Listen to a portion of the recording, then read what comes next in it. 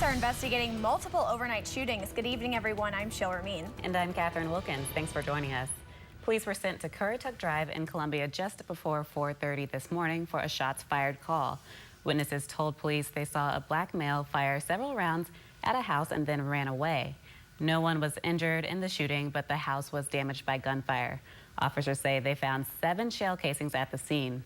So far, no arrests have been made. You're asked to call the Columbia Police Department, or you can call Columbia Crime Stoppers at 573-875-TIPS if you have any information. Moberly police say a Columbia man claims he was shot in the leg early this morning while he was driving. The 29-year-old told police that he was shot through the driver's door while driving down Fisk Avenue in Moberly around 2 a.m. Police say the man was taken to University Hospital with non-life-threatening injuries, and he has since been released. Police are asking anyone with information to call Moberly Police or the Randolph County Crime Line. You can find those numbers on our website, KOMU.com. The Columbia Police Department says one man is in the hospital with non-life-threatening injuries after shots were fired Friday evening near downtown Optimus Park in Columbia. Officers were called to East Forest Avenue Friday just after 7 p.m. Witnesses say 2 people began firing shots under a pavilion. Officers say they found 29 shell casings at the scene. No injuries were reported at first, but around 9 p.m. on Friday, a gunshot victim was brought to a local hospital. The Columbia Police Department says there are currently 2 suspects, but no arrests have been made as the investigation continues. A house fire broke out in Columbia overnight. Firefighters responded to a fire on McClure Drive at 12:06 this morning. Firefighters arrived at the scene less than 10 minutes later. Firefighters say 3 people were home at the time of the fire. I was there earlier today, and the smell of the ash filled the streets and burnt furniture lined the yard. One neighbor says he doesn't think the damage is recoverable.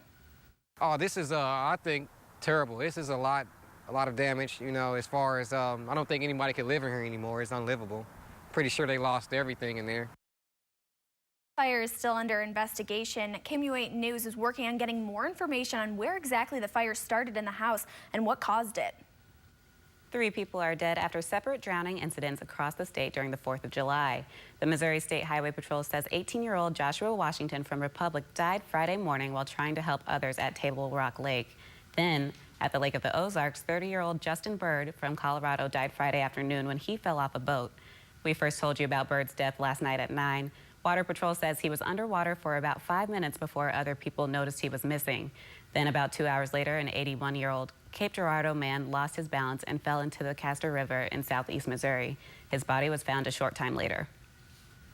A man has died after a robbery turned deadly outside of a St. Louis casino early this morning. The St. Louis Post-Dispatch reports the victim, who was in his 20s, was shot just before 2 a.m. at the Lumiere Place Casino and Hotel while he was waiting for a party bus. Police also say a man approached the victim and tried to rob him before shooting and killing him. A woman in her 20s was also shot and taken to the hospital where she was listed in stable condition. Police are asking for help from anyone who has information on these morning shootings. Turning our attention up north, recent thunderstorms have dumped nearly 5 inches of rain in parts of eastern Iowa, causing the Iowa River to rise. Officials say the water could soon crest over a spillway near Iowa City. NBC's Michelle Corliss tells us how the rising water could affect residents.